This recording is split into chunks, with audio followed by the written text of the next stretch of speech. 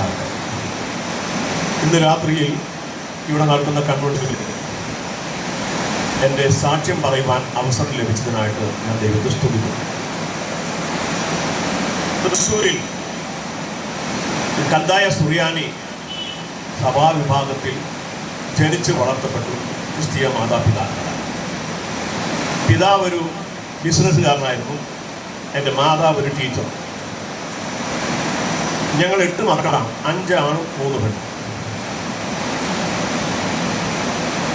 പിതാവ് ബിസിനസ്സുകാരനായിരിക്കെ ലഭിക്കുന്ന ലാഭം മുഴുവനും മദ്യപാനത്തിന് വേണ്ടി ചെലവഴിച്ചു.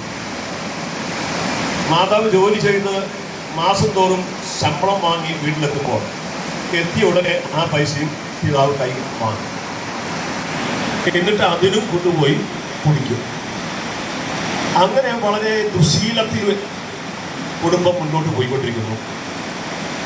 നാശത്തിൽ നിന്ന് നാശത്തിലേക്ക് കൂപ്പുകൊണ്ടിരിക്കുന്ന സമയങ്ങളിൽ പിതാവ് എത്ര വരുമാനം ഉണ്ടായാലും അതിലൊന്നും യാതൊന്നും ശേഷിപ്പിക്കാതെ കൂട്ടുകൂടി മദ്യപിച്ച് സാമ്പത്തികമായിട്ടുള്ള നിലവാരമൊക്കെ തകർത്ത് കളഞ്ഞു. സ്വന്തമായൊരു ബിസിനസ്, ഞങ്ങൾ കാപ്പിപ്പൊടിയുടെ ബിസിനസ്സായിരുന്നു ഞങ്ങൾക്കുണ്ടായിരുന്നത്. ആ ബിസിനസ് തകർന്നു. അതിനെ പൊക്കിയെടുക്കാൻ വേണ്ടി സാമ്പത്തികമായി കടമെടുത്ത് ലോണെടുത്ത് ആ നിലയിൽ വീണ്ടും അതിനെ ഉയർത്തിക്കൊണ്ടുവരാനായിട്ട് പിതാവ് തൻ്റെ സ്വഭാവമൊന്നും മാറാതെ വീണ്ടും ഈ നിലയിൽ തന്നെ ചിന്തിച്ച് തുടങ്ങി. അങ്ങനെ വരുമാനത്തിന് വേണ്ടിയുള്ള വഴികളൊക്കെ തേടി ആ നിലയിൽ മുന്നോട്ട് പോകുമ്പോൾ മദ്യപാന സ്വഭാവം വിട്ടുകളയാതെ പിന്നെയും ആ ശീലത്തിൽ തന്നെ തുടർന്നു പോയിരുന്നത് കൊണ്ട് വീണ്ടും തകർച്ചയിൽ നിന്ന് തകർച്ചയിലേക്ക് തന്നെയാണ് ഞങ്ങളുടെ കുടുംബം പോയിക്കൊണ്ടിരുന്നത്. സ്കൂൾ ടീച്ചറാണെന്ന് ഞാൻ പറഞ്ഞു. സ്കൂൾ ടീച്ചറായിരിക്കെ തന്നെ അമ്മയ്ക്ക് വീട്ടിൽ വന്നാൽ രാവിലെ 8 മണിക്ക് പോകണം, വൈകിട്ട് 5 മണിയാകുമ്പോഴാണ് വീട്ടിലെത്തുന്നത്. വീട്ടിലെ 8 മക്കളുടെയും ഡ്രസ്സ് അലക്കണം, എല്ലാവർക്കും ഭക്ഷണം തയ്യാറാക്കണം. ഇതൊക്കെ അമ്മയാണ് ചെയ്യുന്നത്. പിന്നെ എൻ്റെ മൂത്തത് ഒരു സഹോദരി ഉണ്ടായിരുന്നു, കാലിന് വയ്യാത്തതാണ്.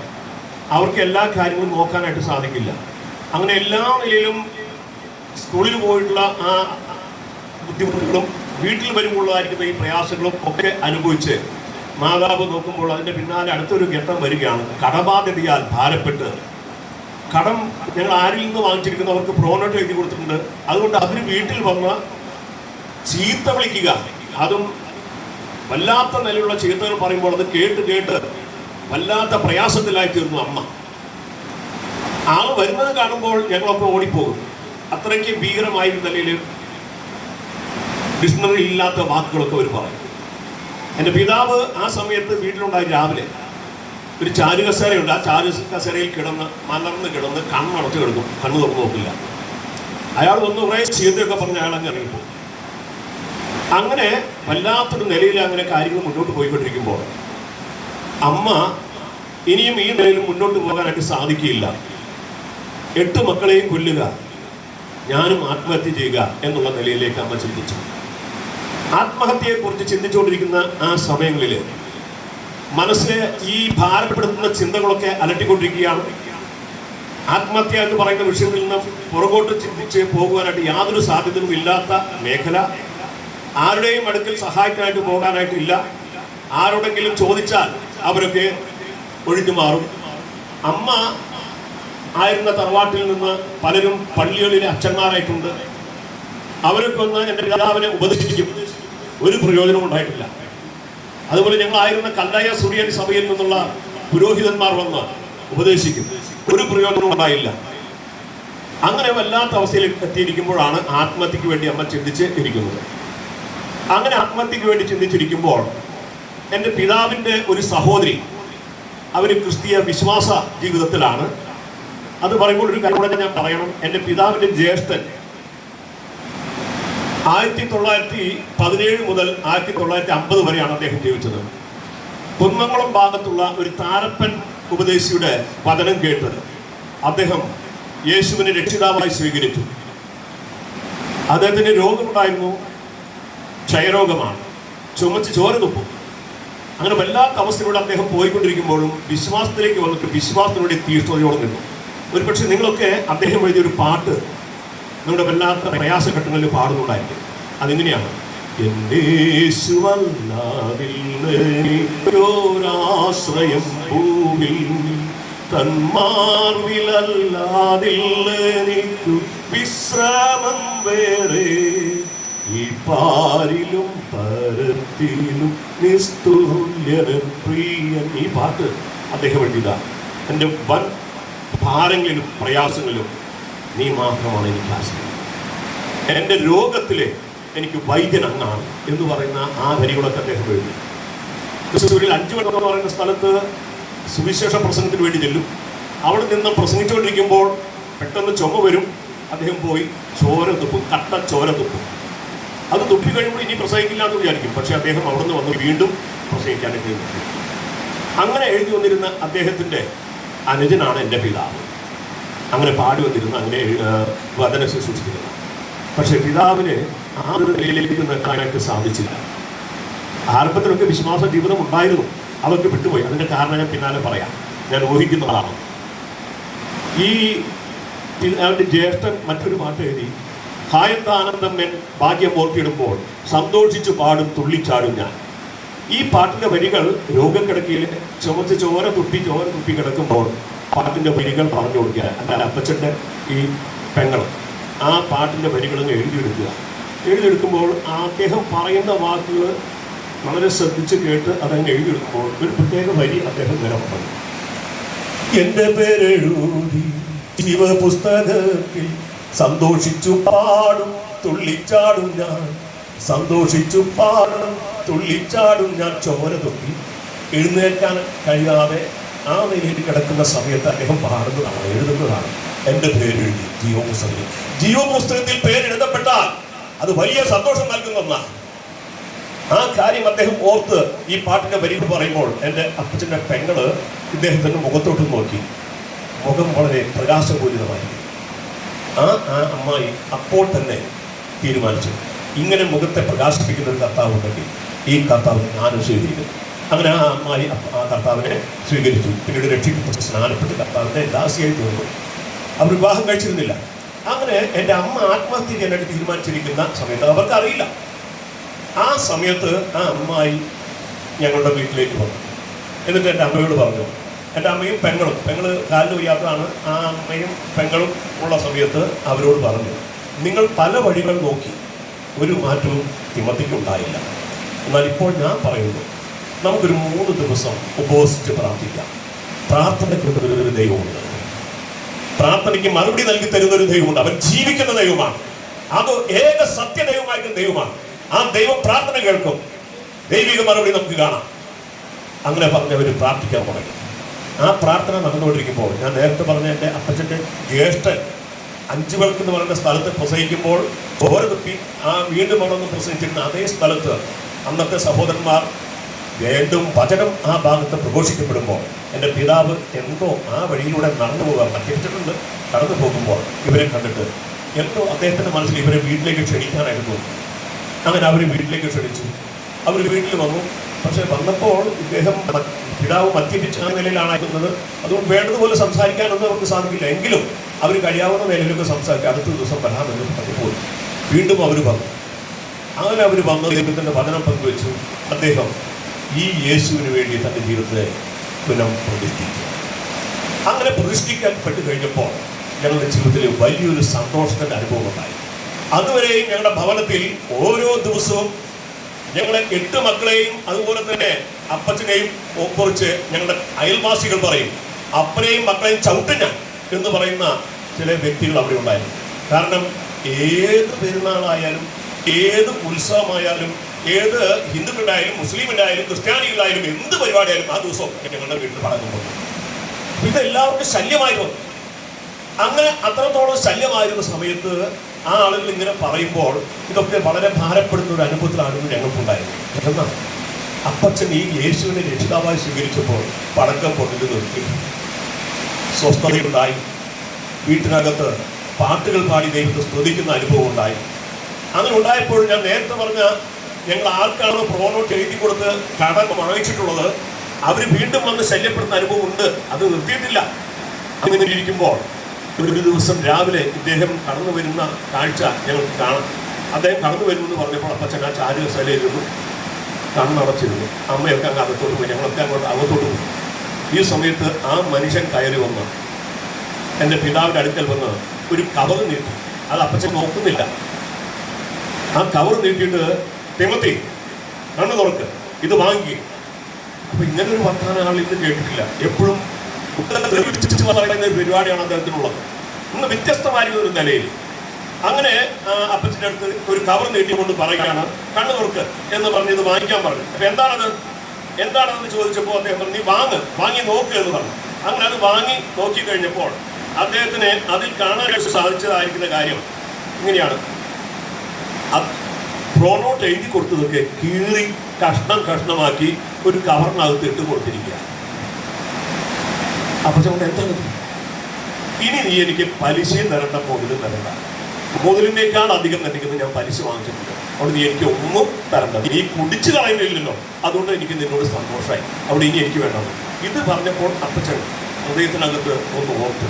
അതെങ്ങനെയാണ്? 16-ാം സദൃശവാക്യങ്ങളിലെ 16-ാം അധ്യായത്തിന്റെ 7-ാമത്തെ വാക്യത്തിൽ ഇങ്ങനെ പറയുന്നു, ഒരുത്തന്റെ വഴികൾ യഹോവയ്ക്ക് ഇഷ്ടമായിരിക്കുമ്പോൾ അവൻ അവന്റെ ശത്രുക്കളെയും അവനോട് ഇണക്കുന്നു. ഹല്ലേലൂയ. ഇത്രയും കാലം കടബാധ്യതയെ കൊണ്ട് വളരെ ഭാരപ്പെട്ടിരുന്നു. എങ്ങനെ വിഷയത്തിൽ നിന്ന് ഒരു വിടുതലുണ്ടാകുമെന്ന് ഓർത്ത് അമ്മയും ഞങ്ങളുടെ മക്കളെല്ലാവരും വളരെ ഭാരപ്പെട്ടിരുന്നു. ഒരു പ്രയോജനം ഉണ്ടായില്ല. എൻ്റെ അപ്പച്ചന്റെ ജീവിതത്തിൽ ഒരു മാറ്റം വന്നപ്പോൾ, അപ്പച്ചൻ ദൈവത്തെ സ്തുതിക്കാൻ തുടങ്ങിയപ്പോൾ, മാത്രമല്ല മദ്യപിച്ച് നടന്നിരുന്ന ആ മനുഷ്യൻ പിന്നീട് ഒരു സിനിമ പാട്ട് വേണ്ട വേണ്ട ബ്രാൻഡി വിസ്കി വൈനും നീരും കുടിക്കണ്ട എന്ന് പറഞ്ഞിട്ട് പാട്ട് വേണ്ടി കവലകളിൽ പാടുമായിരുന്നു. ഹല്ലേലൂയ. കാരണം അറിയാമോ, ഇത്രയും കാലം ഈ മദ്യമൊക്കെ തൻ്റെ ജീവിതത്തെ നശിപ്പിക്കുകയാണ് ചെയ്തത്. അതിൽ നിന്നൊരു വിടുതലുണ്ടായി കഴിഞ്ഞപ്പോൾ അദ്ദേഹം ദൈവത്തെ പാടി സ്തുതിക്കാൻ തുടങ്ങി. അനേക പാട്ടുകൾ അദ്ദേഹം എഴുതിയിട്ടുണ്ട്. അങ്ങനെ ആ നിലയിൽ എഴുതി കഴിഞ്ഞപ്പോൾ, ആ നിലയിൽ ദൈവത്തിന് വേണ്ടി സമർപ്പിക്കപ്പെട്ടു കഴിഞ്ഞപ്പോൾ ദൈവം തന്റെ ശത്രുവിനെ അദ്ദേഹത്തോട് ഇണക്കി. ഇന്ന് കാലം ഞാൻ പറയുന്നത്, ആരെങ്കിലും ശത്രുവായി നിനക്ക് തോന്നുന്നുണ്ടോ? അവർ നിന്നോട് ഇണങ്ങുവാൻ ഒരൊറ്റ കാര്യമുള്ളൂ, നിന്റെ ജീവിതം ദൈവത്തിന് പ്രസാദമായാണ്. സ്തോത്രം. അങ്ങനെ ആ നിലയിൽ വന്നു കഴിഞ്ഞപ്പോൾ എൻ്റെ ആൻറ്റി അമ്മയുടെ അടുക്കൽ പറഞ്ഞ് അവർ തമ്മിൽ തീരുമാനിച്ചു, ഇനി ആരാധനയ്ക്കൊന്ന് പോകണം. നിങ്ങൾ ഇങ്ങനെ പോയാൽ പോരാ, നിങ്ങൾ ഈ കല്ലായ സുറിയാനി സഭയിൽ പോയിട്ട് കാര്യം നടക്കില്ല എന്ന് പറഞ്ഞ് വേർപെട്ട ഒരു കൂട്ടത്തിലേക്ക് അമ്മായി ഞങ്ങളെ കൊണ്ടുപോയി.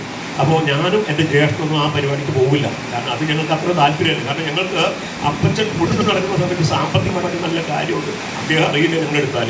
അതുകൊണ്ട് ഞങ്ങൾക്ക് തോന്നിയതുപോലെ ജീവിക്കേണ്ട അവസരം ഞങ്ങൾക്കുണ്ടായിരുന്നു. അങ്ങനെ ജീവിച്ചു വരുന്നതുകൊണ്ട് ആ വഴിയാണ് ഞങ്ങൾക്ക് സന്തോഷകരമായിരുന്നത്. എന്നാൽ അപ്പച്ചൻ്റെ ഈ മാറ്റം എൻ്റെ അമ്മയ്ക്കും എൻ്റെ പെങ്ങൾക്കും വളരെ സന്തോഷമായതുകൊണ്ട് അവരൊരു, മക്കളെ, നമ്മുടെ അപ്പച്ചൻ ഇത്രത്തോളം മാറ്റം വന്നില്ല, സന്തോഷമുണ്ട്, സമാധാനമുണ്ട്. നേരത്തെ ആയിരുന്നത് പോലെയല്ല നമ്മുടെ വീട്ടിൽ. നമുക്ക് എല്ലാവർക്കും ഒരുമിച്ചിരിക്കാൻ, ഒരു മേശയ്ക്ക് ചുറ്റും ഇരിക്കാൻ. അത് മേശയില്ല, പായിട്ട് ഇങ്ങനെ ഇരുന്നാണ്, വട്ടത്തിൽ ഇരുന്നാണ് കഴിക്കുന്നത്. അങ്ങനെ ഇരുന്ന് കഴിക്കാൻ, സന്തോഷത്തോടെ കഴിക്കാൻ നമുക്ക് സാധിക്കും. നേരത്തെ പാത്രങ്ങളൊക്കെ വലിച്ചെറിയുന്ന പരിപാടിയായിരുന്നു. അപ്പം അതില്ലാതെ സമാധാനമായിട്ട് കഴിക്കാൻ സാധിക്കുന്നുണ്ടല്ലോ. അതുകൊണ്ട് നിങ്ങൾ ഈ അപ്പച്ചൻ പോകുന്ന പോലെ ഒരു ആത്മീകമായിട്ട് രംഗത്തേക്ക് വരണം എന്ന് പറഞ്ഞു. അപ്പോൾ അമ്മയുടെ സമാധാനത്തിന് വേണ്ടി ഞാനും ജ്യേഷ്ഠനും ആരാധനയ്ക്ക് പോകാൻ തുടങ്ങി. വെറുതെ ഒന്ന് പോകും, വെറുതെ പോയി വരിക മാത്രമേ ഉള്ളൂ. പക്ഷെ അങ്ങനെ ചെന്നിരിക്കുമ്പോൾ ഒരു ദിവസം ദൈവത്തിൻ്റെ ആത്മാവ് തൻ്റെ വചനത്തിലൂടെ എന്നോട് ഇടപെട്ടു. ജ്യേഷ്ഠൻ്റെ കാര്യം ഞാനിപ്പോൾ പറയുന്നില്ല, എന്നോട് ഇടപെട്ടു.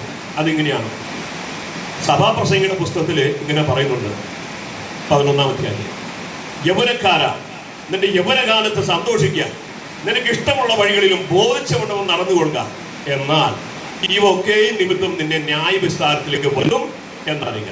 ഈ ഒരു അറിവില്ല. നമുക്ക് കല്ലായ സുറിയാനി സഭയിലാണ്, അവിടുത്തെ സൺഡേ സ്കൂളിലൊക്കെ പഠിക്കാൻ പോയിട്ടുണ്ട്, ഒക്കെ ആണെങ്കിലും ഈ വക കാര്യങ്ങളെക്കുറിച്ച് ഒന്നും അറിയില്ല. എന്നാൽ അമ്മ അവിടെ വെച്ച് ഈ വചനം കേട്ടപ്പോൾ ആ വചനം എൻ്റെ ഹൃദയത്തെ ഭയപ്പെടുത്തി. ഒരു ന്യായവിധി ഉണ്ടാകും, ജീവിക്കുന്ന ദൈവത്തിൻ്റെ മുമ്പാകെ നിൽക്കേണ്ടവർക്ക് ഞാൻ ചെയ്യുന്ന നല്ലതും തിരിവുമായ സകല പ്രവൃത്തികളോടുകൂടെ അവൻ്റെ മുമ്പാകെ നിൽക്കേണ്ടി വരും എന്നുള്ള ബോധം എനിക്ക് ലഭിച്ചു. വീണ്ടും അതേ പുസ്തകത്തിലെ 12-ാം അധ്യായത്തിൻ്റെ അവസാന ഭാഗങ്ങളിൽ ഇങ്ങനെ പറയുന്നത്, എല്ലാറ്റിൻ്റെയും സാരം കേട്ടുകൊള്ളുക, ദൈവത്തെ ഭയപ്പെട്ട് അവന്റെ വഴികളിൽ നടന്നുകൊള്ളുക, ഇതാകുന്നു സകല മനുഷ്യർക്കും വേണ്ടത്. ഞങ്ങളുടെ തൃശ്ശൂർ ഭാഗത്തൊക്കെ ഒരാൾ മരിക്കാനായിട്ട് കിടന്നാൽ, രോഗിയായിട്ട് കിടന്നാൽ, ഇനി രക്ഷയില്ല എന്ന് പറയുന്ന സമയത്ത് പള്ളിയിൽ നിന്ന് ആളുകൾ അവർ വന്നിട്ട് അദ്ദേഹത്തിന് അല്ലെങ്കിൽ മരിക്കാൻ കിടക്കുന്ന ആയുഷിന് അല്ലെങ്കിൽ ഇല്ലാതെ ചിന്തിക്കുന്ന ആൾക്ക് വേണ്ടുന്നത് കൊടുക്കും, ആത്മഹത്യ വേണ്ടുന്നത് കൊടുക്കും. എന്നാൽ ഇവിടെ ദൈവത്തിൻ്റെ ആത്മാവ് വേണ്ടുന്നത് ഇന്ന് രാത്രിയിലൂടെ എന്നെ കേൾക്കുന്ന എല്ലാവരോടും പറയാം, നിങ്ങൾക്കൊരു വേണ്ടുന്നത് തരിക. അതെന്താണെന്നോ, എല്ലാറ്റിൻ്റെയും സാരം കേൾക്കുക, ദൈവത്തെ ഭയപ്പെട്ട് അവന്റെ വഴികളിൽ നടന്നുകൊള്ളുക. ഇതാകുന്നു സകല മനുഷ്യർക്കും വേണ്ടുന്നത്. അതാണ് വേണ്ടത്, യഥാർത്ഥത്തിലുള്ള വേണ്ടുന്നത്. ആ വേണ്ടുന്നത് ലഭിച്ച് കർത്താവിന്റെ വഴിയിലൂടെ ജീവിക്കാനായിട്ട് നമ്മൾ തയ്യാറായാൽ ദൈവം നമ്മെ ഏറ്റവും അനുഗ്രഹിക്കാനായിട്ട് ഇടയാക്കും. ഈ വചനങ്ങൾ എൻ്റെ ഹൃദയത്തിൽ കൊളുത്തി. അന്ന് കർത്താവെ, ഞാൻ ഇനിയും അങ്ങേക്ക് വേണ്ടി ജീവിച്ചു കൊള്ളാം എന്ന് പറഞ്ഞ് കർത്താവിന്റെ സന്നിധിയിൽ എന്നെ തന്നെ താഴ്ത്തി. 74 ഞാൻ ഈ കർത്താവിന് വേണ്ടി ജീവിതം സമർപ്പിച്ചത്. ഞാൻ പറഞ്ഞല്ലോ നേരത്തെ എൻ്റെ അപ്പച്ചൻ്റെ ജ്യേഷ്ഠൻ പാട്ട് എഴുതിയ കാര്യം. അദ്ദേഹം 1950 മരിച്ചത്. ആ മരിക്കുന്നതിന് മുമ്പുള്ള സമയങ്ങളിലൊക്കെ എൻ്റെ അപ്പച്ചൻ ഒപ്പം പാട്ടൊക്കെ പാടാനും അങ്ങനെയൊക്കെ കാര്യങ്ങളൊക്കെ പോയിക്കൊണ്ടിരുന്നു. എന്നാൽ 1950 ഇത്രയും ഭക്തനായിരിക്കുന്ന മനുഷ്യൻ, ദൈവത്തിൽ ഇത്രത്തോളം ആശ്രയിക്കുന്ന മനുഷ്യൻ, ദൈവത്തിൽ ഇത്രത്തോളം വിശ്വസിക്കുന്ന മനുഷ്യൻ, ഇങ്ങനെ 35-ാമത്തെ വയസ്സിൽ അദ്ദേഹം മരണപ്പെട്ടു എന്നുള്ള കാരണം കൊണ്ട് ഇദ്ദേഹത്തിന്റെ മനസ്സ് തളറിപ്പോയി. എൻ്റെ അപ്പച്ചൻ്റെ പെങ്ങള് 23 വർഷമാണ് ഈ പിതാവിന് വേണ്ടി പ്രാർത്ഥിച്ചത്. നിങ്ങൾ ആരെങ്കിലും ഇങ്ങനെ തകർച്ചയുടെ അനുഭവത്തിലൂടെ പോകുന്നവരായിട്ടുള്ള കുടുംബങ്ങളുണ്ടെങ്കിൽ ഓർക്കുക, നീ പ്രാർത്ഥിക്കുക. വചനം പറയുന്നു, മടുത്തു പോകാതെ പ്രാർത്ഥിക്കുക. ഒരു ദിവസം ദൈവം പ്രവർത്തിക്കും. ആ പ്രവർത്തിക്കാൻ നമുക്ക് ദൈവത്തെ മഹത്വപ്പെടുത്തുവാനായിട്ട് സാധിക്കും. അങ്ങനെ ആ അപ്പച്ചൻ്റെ പെങ്ങള് 23 വർഷം പ്രാർത്ഥിച്ചിട്ട് ആ പെങ്ങള് കണ്ടു എൻ്റെ അപ്പച്ചൻ ദൈവത്തിലേക്ക് മടങ്ങി വന്നു ദൈവ സന്തോഷം അനുഭവിക്കുന്നത്. അങ്ങനെ ദൈവ സന്തോഷം അനുഭവിക്കുന്ന ഒരു കുടുംബം കണ്ടു. അങ്ങനെ ഞങ്ങൾക്ക് ഒരുമിച്ച് ഒരു ചർച്ചിൽ പോയി ദൈവത്തെ ആരാധിക്കാനായിട്ട് ദൈവം സാവകാശം നൽകി. അങ്ങനെയാണ് എൻ്റെ ജീവിതത്തിൽ ഈ അനുഗ്രഹിക്കപ്പെട്ട പദവിയിലേക്ക് വന്നത്. അങ്ങനെ കർത്താവിന് വേണ്ടി ജീവിതം സമർപ്പിച്ച് മുന്നോട്ട് ജീവിക്കുമ്പോൾ ഒരു നാൾ എൻ്റെ ദൈവം എന്നെ കർത്താവിൻ്റെ വേലയ്ക്ക് വേണ്ടി വിളിച്ചു. അന്ന് ഞാൻ എൻ്റെ കർത്താവിന് വേണ്ടി എൻ്റെ ജീവിതം സമർപ്പിച്ചു. 1992 കർത്താവിന് വേണ്ടി പ്രവർത്തിക്കാനായിട്ട് ഞാൻ എന്നെ തന്നെ സമർപ്പിച്ചത്. അന്ന് മുതൽ ഇന്ന് വരെയും കർത്താവിൻ്റെ വയൽ പ്രദേശത്ത് കർത്താവ് എന്നെ നിർത്തുന്ന ആ അളവിൽ നിന്ന് അനേകരോട് വചനം പങ്കുവെക്കാനായിട്ട് എനിക്ക് കർത്താവ് കൃപ നൽകി തന്നുകൊണ്ടിരിക്കുന്നു. ഇന്ന് രാത്രിയിൽ ഞാൻ എൻ്റെ വാക്കുകളോട് നിർത്തുമ്പോൾ ഞാനിങ്ങനെ പറയാൻ ആഗ്രഹിക്കുക, എൻ്റെ യോഗ്യതയല്ല, ഞങ്ങളുടെ കുടുംബത്തിൻ്റെ ശ്രേഷ്ഠതയല്ല, തകർന്ന ആ കുടുംബത്തിൽ നിന്ന് ഈ അനുഗ്രഹിക്കപ്പെട്ട പദവിയിലേക്ക് ദൈവം ഞങ്ങൾ ഉയർത്തി. എൻ്റെ ജ്യേഷ്ഠൻ കർത്താവിൻ്റെ വേലയിലായിരുന്നു. അദ്ദേഹം ഇപ്പോൾ മരണപ്പെട്ടു പോയി. കർത്താവിൻ്റെ വേലയിലായിരുന്നു. എന്തുകൊണ്ട് ഇങ്ങനെ വന്നു? അതിന് കാരണം ഇതാണ്, തകർച്ചയിൽ നിന്ന് ഞങ്ങളെ രക്ഷിച്ചൊരു ദൈവമുണ്ട്. നിശ്ചയമായിട്ടും തകർച്ചയിൽ നിന്ന് രക്ഷിച്ച ദൈവം ഇന്നും ജീവിക്കുന്നവനാണ്. അവൻ മരിച്ചവനല്ല, മരിച്ചു ഉയർത്തെഴുന്നേറ്റ് ജീവിക്കുന്നവനാണ്. അവൻ ഇന്നും പാപികളെ രക്ഷിക്കുന്നവനാണ്. ഇന്ന് രാത്രിയിൽ ഞാൻ ഇങ്ങനെ പറയട്ടെ, ഈ കർത്താവിനെ നിങ്ങളുടെ രക്ഷിതാവ് കർത്താവായിട്ട് സ്വീകരിച്ചാൽ ന്യായവിധിയിൽ നിന്ന് വിടുന്നുണ്ട്. ഞാൻ പറഞ്ഞ വേദവാക്ക് ഇങ്ങനെ പറഞ്ഞല്ലോ, എല്ലാത്തിൻ്റെയും സാരം കേട്ടുകൊള്ളുക, ദൈവത്തെ ഭയപ്പെട്ട് അവന്റെ വഴികളിൽ നടന്നുകൊള്ളുക. ദൈവത്തിന്റെ വചനം പറയുന്നു, നിനക്ക് ഇഷ്ടമുള്ള വഴികളിൽ ബോധിച്ചവണ്ണം നടന്നുകൊള്ളുക. എന്നാൽ ഇവയൊക്കെയും നിമിത്തം ദൈവം നിന്നെ ന്യായവിസ്തരത്തിലേക്ക് വരുത്തുമെന്നറിയുക. എന്നാൽ കർത്താവ് യേശു ക്രിസ്തു വന്നപ്പോൾ താൻ ഇങ്ങനെ പറഞ്ഞു, യോഹന്നാൻ 5:24, ആമേൻ ആമേൻ ഞാൻ നിങ്ങളോട് പറയുന്നു, എൻ്റെ വചനം കേട്ട് എന്നെ അയച്ചവനിൽ വിശ്വസിക്കുന്നതിന് നിത്യജീവനുണ്ട്. അവൻ ന്യായവിധിയിലാകാതെ മരണത്തിൽ നിന്ന് ജീവനിലേക്ക് കടന്നിരിക്കുന്നു. ഹല്ലേലൂയ. അപ്പോൾ വചനം കേട്ട് വിശ്വസിച്ചാൽ വചനം പറയുന്നു, നിനക്ക് ഇനി ന്യായവിധിയില്ല, നീ ന്യായവിധിയിൽ നിന്ന് ജീവനിലേക്ക് കടന്നിരിക്കുന്നു, മരണത്തിൽ നിന്ന് ജീവനിലേക്ക് കടന്നിരിക്കുന്നു. ഹല്ലേലൂയ. അതുകൊണ്ട് ഈ ജീവനെ പ്രാപിക്കാൻ ഇപ്പോൾ ഒരു അവസരം. ഇന്നിവിടെ കടന്നു വന്നിട്ടുള്ളവരിൽ ആരെങ്കിലും യേശുവിന് വേണ്ടി തന്റെ ജീവിതം നൽകിയിട്ടില്ലെങ്കിൽ, യേശുവിനെ തങ്ങളുടെ ഹൃദയത്തിലേക്ക് രക്ഷിതാവ് കർത്താവായിട്ട് സ്വീകരിച്ചിട്ടില്ലെങ്കിൽ, ഇന്ന് രാത്രിയിൽ നിങ്ങൾക്ക് അത് സ്വീകരിക്കാനായിട്ട് ദൈവമായ കർത്താവ് ഒരു അവസരം തരിക. ആരുണ്ട് ഈ യേശുവിനോട്, കർത്താവേ എനിക്ക് നിന്നെ ആവശ്യമാണ്, എൻ്റെ ജീവിതത്തിന്റെ പരിവരുത്ത അനുഭവങ്ങളിലൂടെ ഞാൻ പോകുമ്പോൾ, തകർച്ചയുടെ അനുഭവത്തിലൂടെ ഞാൻ പോകുമ്പോൾ, അതിൽ നിന്നുള്ളൊരു വിടുതലിന് വേണ്ടി എനിക്ക് വിടുതൽ നൽകി തരുവാൻ കഴിവുള്ളതായിരിക്കുന്ന അങ്ങേ ഞാൻ വിശ്വസിക്കുന്നു. അങ്ങ് എൻ്റെ രക്ഷിതാവായി, അങ്ങ് എൻ്റെ കർത്താവായി എൻ്റെ ഉള്ളത്തിലേക്ക് വരണമേ എന്ന് പറയുവാൻ ആരുണ്ട്? കർത്താവ് ആരെന്ന് നോക്കാതെ നിന്റെ അടുക്കിലേക്ക് വരും, നിന്റെ ഉള്ളത്തിലേക്ക് വന്ന് നിന്നെ അനുഗ്രഹിക്കാനായി ഇടയായി തരും. ആ കർത്താവിൻ്റെ ജീവിതം സമർപ്പിക്കുവാൻ ദൈവമായ കർത്താവ് നമ്മെ ഓരോരുത്തരെയും സഹായിക്കട്ടെ എന്ന് പറഞ്ഞുകൊണ്ട് അവസരം തന്ന ദൈവദാസനും സഭയ്ക്കും നന്ദി പറഞ്ഞുകൊണ്ട് എൻ്റെ വാക്കുകൾ